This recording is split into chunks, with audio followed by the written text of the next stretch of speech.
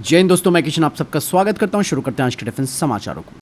दोस्तों, Indian air force के रफाल्स ने पाकिस्तान के झूठे दावों को बेनकाब कर दिया। दरअसल 3 fighter jet BS-021, BS-002, BS-027 Indian air force के कोप इंडिया 2025 एक्सरसाइज के लिए लौटे हैं। पाकिस्तान ने मई 2025 में इन फाइटर जेट्स को मार गिराने का दावा किया था, लेकिन कोई सबूत नहीं पेश किया। डासो के सीईओ ने इसे गलत प्रचार भी करार दिया था। सभी राफेल सुरक्षित लौटे और नंबर 101 स्क्वाड्रन फाल्कॉन्स में अभी डिप्लॉयड है। ये वापसी दिखाती है कि भारत की एयरफोर्स मजबूत और विश्वसनीय है और पाकिस्तान के झूठे दावे उजागर हुए हैं। फिलहाल इस बारे में आपकी क्या राय है, कमेंट सेक्शन में कर जरूर बताइएगा। दोस्तों, भारत को एक और बड़ी ताकत मिलने जा रही है, जो कि है ब्रह्मोस 2 हाइपरसोनिक मिसाइल को लेकर। दरअसल रशिया अब भारत के साथ मिलकर ब्रह्मोस 2 हाइपरसोनिक मिसाइल पर काम शुरू करने वाला है और ये प्रोजेक्ट वही है जो कुछ साल पहले तक कुछ तकनीकी चुनौतियों की वजह से रुक गया था, लेकिन अब रशिया से इसे हरी झंडी मिलने वाली है। ब्रह्मोस 2 का डिजाइन रशिया की 3M22 जिरकॉन मिसाइल पर बेस्ड होगा, लेकिन इसमें भारत के DRDO द्वारा डेवलप किए गए इलेक्ट्रॉनिक सिस्टम, गाइडेंस और RF सीकर लगाए जाएंगे। ये मिसाइल मैक 6 तक पहुंच सकती है। इस मिसाइल को ट्रक लॉन्चर, वॉरशिप और सबमरीन तीनों से दागा जा सकता है। रेंज इसकी 1000 किलोमीटर से ज्यादा बताई जा रही है। भारत चाहता है कि इस प्रोजेक्ट में शुरुआत से ही 60 से 70% टेक्नोलॉजी भारत में ट्रांसफर की जाए, ताकि नागपुर और हैदराबाद की ब्रह्मोस फैक्ट्रियों में इसका प्रोडक्शन किया जा सके। इससे न केवल भारत की आत्मनिर्भरता बढ़ेगी, बल्कि भविष्य में एक्सपोर्ट वेरिएंट भी तैयार हो पाएगा, जिसे अन्य देशों को बेचा जा सकता है। डिफेंस एक्सपर्ट्स भी दोस्तों इस बात को मानते हैं कि ब्रह्मोस 2 आने वाले वर्षों में भारत की स्ट्रैटेजिक बढ़त को कई गुना बढ़ा देगी। इवन ऑपरेशन सिंदूर में जहां ब्रह्मोस, जिसकी स्पीड मैक 2.8 है, उसे दुश्मन नहीं रोक पाया, तो ब्रह्मोस 2 हाइपरसोनिक तो फिर आप बात कहना ही छोड़ दीजिए।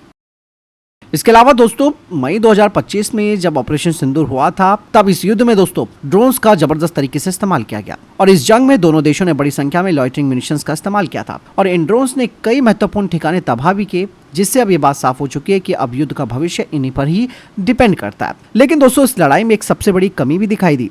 जब इतने सारे ड्रोन नष्ट किए गए तो नए ड्रोन्स जल्दी बनाना मुश्किल हो गया। इसी वजह से अब भारतीय सेना ने तीसरी कंपनियों को आदेश दिया है कि वो अपने कारखानों की क्षमताएं बढ़ाएं और ऐसी फैक्ट्रियां तैयार करें जो कुछ हफ्तों में सैकड़ों ड्रोन बना सके, महीनों में नहीं। सेना चाहती है कि कंपनी अपने सिस्टम में कुछ सुधार करे, जैसे कि assembly line, warhead fitting, testing और क्वालिटी चेक। क्योंकि ऑपरेशन सिंदूर के दौरान पाकिस्तान ने भारत के ऊपर 200 से ज्यादा ड्रोन छोड़े थे, जिनमें से कई भारतीय पोस्ट तक पहुंच गए थे। जवाब में भारत ने इजरायली हारूप और हार्पी ड्रोन और देसी ड्रोन जैसे कि नागास्त्र 1 और वॉरमेड का इस्तेमाल किया। ये ड्रोन दुश्मन के रडार, एयर डिफेंस और कमांड पोस्ट पर सटीक वार करने में सफल रहे। सेना ने यह भी बताया कि नई भारतीय कंपनियां जैसे कि IG ड्रोन्स और वेदा एरोनॉटिक्स के बनाए प्रोटोटाइप ड्रोन भी असली युद्ध में इस्तेमाल किए गए। इनमें से कई ड्रोन्स ने बेहतर प्रदर्शन किया, हालांकि कुछ को सिग्नल और जैमिंग की प्रॉब्लम का सामना करना पड़ा। सेना ने कहा है कि अब सभी कंपनियां सर्च रेडी रहें, यानी अगर जंग दोबारा छिड़े तो 30 से 60 दिनों में 500 से 1000 नए ड्रोन बनाए जा सकते। मतलब साफ है दोस्तों, भविष्य अब इन ड्रोन्स पर ही निर्भर करता है। यही वो ड्रोन्स हैं जो कि युद्ध की पूरी तस्वीर बदल सकते हैं। इसलिए भारतीय सेना चाहती है कि देसी कंपनियों के पास प्रोडक्शन क्षमताएं तेज हो सके, ताकि महीनों में नहीं बल्कि हफ्तों में ड्रोन्स की डिलीवरी वो लोग कर सकें। इसके अलावा टाटा सिस्टम लिमिटेड ने अपना एडवांस आर्मर प्लेटफॉर्म ट्रैक्ड पेश किया है, जो कि वैप 8x8 से बेहतर और ताकतवर है। ये नया ट्रैक व्हीकल भारतीय सेना के future infantry combat vehicle project के लिए बनाया गया है। बता दें कि एक ट्रैक वाला इन्फेंट्री कॉम्बैक्ट व्हीकल है। ये ऊंचाई वाले इलाकों और रेगिस्तान दोनों के लिए बेहतर है। इसमें 600 हॉर्स पावर का क्यूमेंस इंजन है, ऑटोमेटिक ट्रांसमिशन है, स्टैंग लेवल 4 का ये बख्तरबंद वाहन है, 10 सैनिकों को ले जा सकता है और 7.62 mm रिमोट वेपन स्टेशन भी इसमें लगा है। आपको बता दें कि 150 यूनिटें मोरक्को को एक्सपोर्ट भी की जा चुकी हैं। इसमें कई सुधार किए गए हैं, जैसे इसका वी हल है, बेहतर सर्वाइबिलिटी के लिए इसमें कंपोजिट आर्मर, बेहतर सर्वाइबिलिटी है। ग्राउंड क्लियरेंस की बात की जाए तो वो 450 से 500 mm का है। RSG ड्राइव है, इंजन लेफ्ट साइड में और इंडिजिनस टावर है, जिसमें कि 30 mm के ऑटो कैनन प्लस ATGM इस घूमने वाले टावर पर लगे हैं। इस व्हीकल का जो वेट है वो 25 टन है। 25 से 30% ज्यादा सर्वाइबिलिटी है, वो भी बिना वजन बढ़ाए, और इसे टाटा और DRDO ने मिलकर तैयार किया। मतलब साफ है कि ये जो नया वाहन है वो भारतीय सेना के लिए नेक्स्ट जनरेशन का ट्रैक्ड इन्फेंट्री व्हीकल है। वहीं दोस्तों, HAL अब भारतीय वायुसेना के Su-30 MKI फाइटर जेट्स को नई टेक्नोलॉजी से लैस करने जा रही है। इसके लिए HAL ने नए इंफ्रास्ट्रक्चर और सिमुलेशन हब को तैयार करना शुरू किया है, जो कि आने वाले समय में सुपर सुकोई अपग्रेड प्रोग्राम का बेस बनेंगे। यह अपग्रेड इतना बड़ा है कि Su-30 MKI को लगभग 5th जनरेशन के फाइटर जेट के लेवल तक पहुंचा देगा। बता दें कि इसमें नया आयसा विरूपाक्ष रडार लगा है, जो कि दूर तक लक्ष्य को ट्रैक कर सकता है। इंफ्रारेड और इलेक्ट्रॉनिक वॉरफेयर सेंसर्स इसमें लगाए जा रहे हैं। AI बेस्ड सिस्टम इसमें जोड़ा जा रहा है, जो कि पायलट को तुरंत खतरे की जानकारी और निर्णय लेने में मदद देंगे। नया डिजिटल फ्लाइट कंट्रोल कंप्यूटर इसमें लगा है जो सभी सेंसर्स का डेटा जोड़कर एक ही स्क्रीन पर दिखाएगा और इस पूरे प्रोसेस को मल्टी सेंसर डेटा फ्यूजन कहा जाता है, यानी कि अलग अलग सेंसर्स का डेटा मिलकर एक सटीक और साफ तस्वीर बनाता है। HAL ने नासिक और बेंगलुरु में नई फैसिलिटी बनानी शुरू की है जहां इंजीनियर इस टेक्नोलॉजी को वर्चुअल जंग के माहौल में टेस्ट करेंगे। ये सिमुलेशन हब एक तरीके का डिजिटल युद्ध क्षेत्र होगा जहां सिस्टम को बिना असली विमान उड़ाए जांचा जा सकता है। इससे समय और रिसोर्सेज दोनों बचेंगे। इंडियन एयरफोर्स के पास इस वक्त दुनिया में सबसे ज़्यादा Su-30 MKI हैं। 260 से ज़्यादा विमान इंडियन एयरफोर्स ऑपरेट करती है, लेकिन अब पड़ोसी देशों के पास स्टेल्थ और नेटवर्क बेस्ड सिस्टम्स आ रहे हैं, इसीलिए इन विमानों का सुपर सुखोई बनाना काफ़ी ज़रूरी हो गया है। इस प्रोजेक्ट की खास बात यह है कि इसमें 70% से ज़्यादा टेक्नोलॉजी भारत में बनेगी। मिशन कंप्यूटर जिसे कि TCS बना रहा है, डिस्प्ले सिस्टम को बेल बना रहा है, सेंसर सॉफ्टवेयर को DRDO और HAL बना रहे हैं और फ्यूचर में भारत इन अपग्रेडेड सुखोई विमानों को एक्सपोर्ट भी कर सकता है।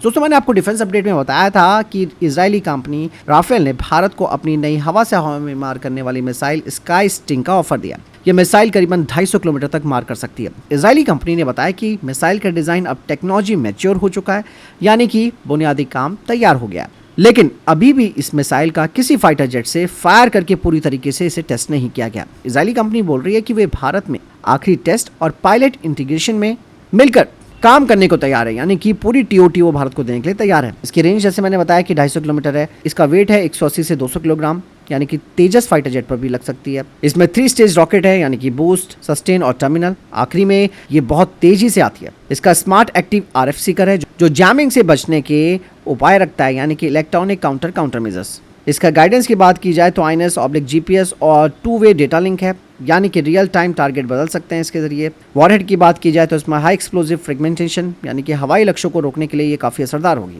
मतलब साफ है कि इससे तेजस मार्क 1 की जो BVR क्षमता है वो बढ़ जाएगी। Su-30 MKI का रेंज और मारक क्षमता बढ़ जाएगी। कंपनी ने कहा कि कैपेटिव फ्लाइट ट्रायल्स जो हैं वो 6 महीनों में पूरे हो सकते हैं और उसके बाद 2 से 3 लाइव शॉट्स चित्रदुर्ग में आयोजित किए जा सकते हैं। इजरायली कंपनी ने साफ तौर पर कहा है कि हम भारत के साथ टेक्नोलॉजी ट्रांसफर पर बातचीत कर रहे हैं।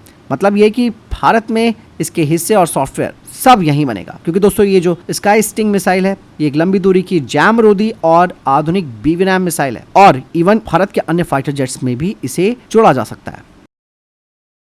दोस्तों, रशिया ने एक बार फिर से दुनिया को एक बड़ा पैगाम दिया है। दरअसल रशिया ने अपनी बुरेवेस्निक, जिसे कि RM-730 स्ट्रॉम पेट्रिल भी कहा जाता है, जो कि न्यूक्लियर पावर से चलने वाली क्रूज मिसाइल है, इसका सफल परीक्षण किया। इसे दुनिया का अनोखा हथियार माना जा रहा है। रूसी राष्ट्रपति व्लादिमीर पुतिन ने कहा कि यह मिसाइल जल्द ही रशियन आर्मी में तैनात की जाएगी।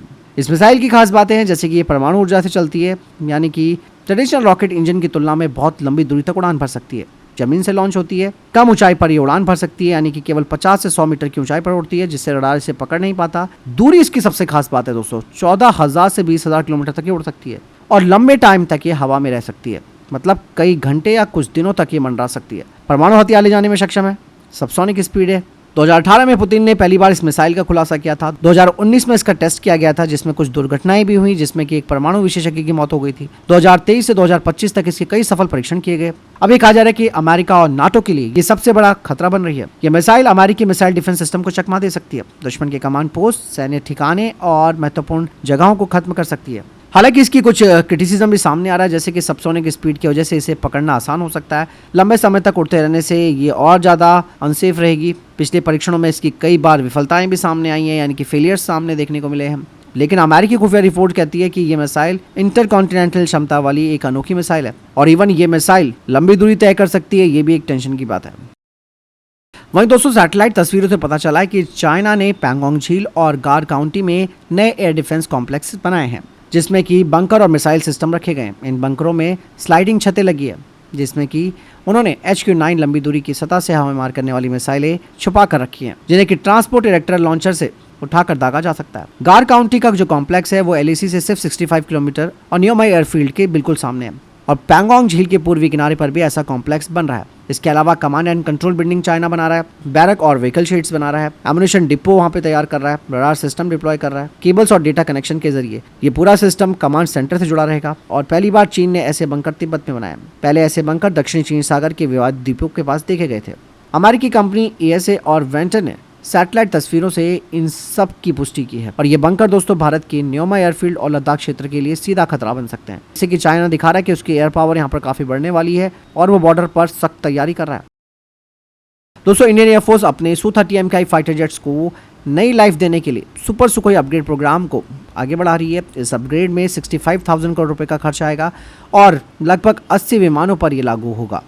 क्योंकि इंडियन एयरफोर्स के स्क्वाड्रंस की ताकत घटती जा रही है, Su-30 MKI को नई टेक्नोलॉजी और हथियार के साथ 2050 तक ऑपरेशनल बनाना है। तेजस मार्क 2 और AMC आने तक ये ब्रिज रोल निभाएगा। कहा यह जा रहा है कि CCS की मंजूरी मिलने के बाद HAL काम शुरू कर देगा। इसका इनिशियल ऑपरेशन क्लियरेंस 5 साल में होगा, फुल ऑपरेशन क्लियरेंस यानी कि FOC 7 सालों में होगा। शुरुआत में 84 एयरक्राफ्ट को अपग्रेड किया जाएगा, बाद में 200 विमानों तक इसे एक्सटेंड किया जाएगा और सुपर सुखोई अपग्रेड से Su-30 MKI को 4.7 जनरेशन के लेवल तक बना दिया जाएगा, जिसमें कि नए sensors, weapons, electronic warfare system शामिल होंगे। वहीं प्रधानमंत्री नरेंद्र मोदी ने BSF और CRPF की तारीफ करते हुए कहा कि उन्होंने अपनी यूनिट में भारतीय नस्ल के कुत्तों की संख्या बढ़ाई है और ये पहल राष्ट्रीय एकता दिवस पर गुजरात के एकता नगर में होने वाली परेड में स्पेशल भारतीय कुत्तों की मार्चिंग यूनिट के जरिए देखी। BSF और CRPF अब रामपुर हॉन्ड, मुधौल हॉन्ड, कोम्बाई, पंदीकोना जैसे भारतीय नस्लों को ट्रेन कर रहे हैं। भारतीय कुत्ते हिम्मत, धैर्य और वफादारी के लिए मशहूर हैं और सुरक्षा मिशनों में महत्वपूर्ण भूमिका निभा रहे हैं। प्रधानमंत्री नरेंद्र मोदी ने कहा कि इवन BSF अपने कुत्तों के लिए भारतीय नाम इस्तेमाल कर रहा है और टेक्नोलॉजी की मदद से इनकी ट्रेनिंग को और बेहतर बना रहा है। ये कुत्ते दोस्तों बारूदी सुरंगें और खतरों को पहचान सकते हैं। दोस्तों पाकिस्तान के जनरल साहिर शमशाद मिर्जा ने बांग्लादेश के chief adviser professor Mohammad Yunus से एक गेस्ट हाउस में मुलाकात की। बैठक में दोनों देशों के बीच ट्रेड, इन्वेस्टमेंट, डिफेंस कोलैबोरेशन और कनेक्टिविटी जैसे मुद्दों पर चर्चा हुई। जनरल मिर्जा ने कहा कि पाकिस्तान और बांग्लादेश के बीच ऐतिहासिक, सांस्कृतिक और लोगों से जुड़े रिश्ते मजबूत हैं और दोनों देशों को कई क्षेत्रों में सहयोग बढ़ाना चाहिए। इवन दोस्तों मिर्जा ने कहा कि कराची चिटगांव शिपिंग रूट पहले से चालू हो चुका है और ढाका कराची एयर रूट आने वाले महीनों में शुरू होगा। ऐसे में दोस्तों ये बांग्लादेश और पाकिस्तान का जो नेक्सस बन रहा है, हालांकि अब ज़्यादा मजबूत हुआ है, लेकिन बांग्लादेशियों को ये पता होना चाहिए कि इस देश को देश भारत ने बनाया और जिस तरीके से भारत के दुश्मन के साथ दोस्ती कर रहा है, इसके परिणाम इसको आने वाले वक्त पर पता चलेंगे और बहुत ही जल्द पता चलेगा। जहाँ तक ये बात कर रहे हैं ट्रेड रूट की और एयर रूट की, ऐसे में आप अंदाज़ा लगा सकते हैं कि कितना खर्चा इनको करना पड़ेगा इसके लिए। फिलहाल आपको क्या लगता है इस बारे में कमेंट सेक्शन में लिखकर जरूर बताएगा। तो फिलहाल ये थे अब तक के टॉप डिफेंस अपडेट। वीडियो के सामने कोई प्रश्न जवाब है, आपका कोई सवाल है, कमेंट सेक्शन में लिखकर जरूर पूछेगा। वीडियो को दोस्तों शेयर जरूर कर दीजिएगा, लाइक भी जरूर कर दीजिएगा। मिलता हूं नई वीडियो के साथ, ख्याल रखिएगा अपना। जय हिंद, वंदे मातरम।